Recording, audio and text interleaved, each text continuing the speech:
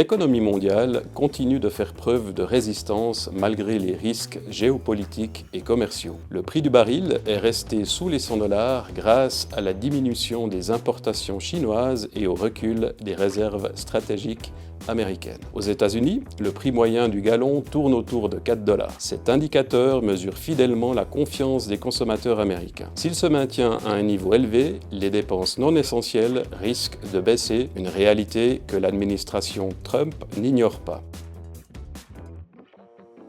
La fin des annonces anticipées de la Fed force le marché à réagir au jour le jour aux indicateurs économiques. Les investisseurs parient encore sur un relèvement des taux d'intérêt d'0,25 point en septembre.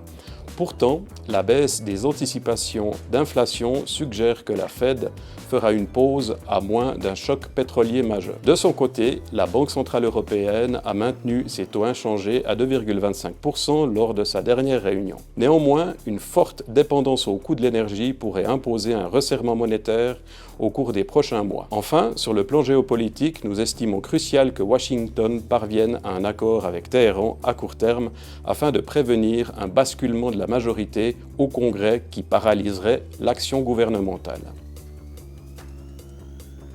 Au niveau de l'allocation d'actifs, pas de changement par rapport au mois passé. Nous continuons de surpondérer les actions.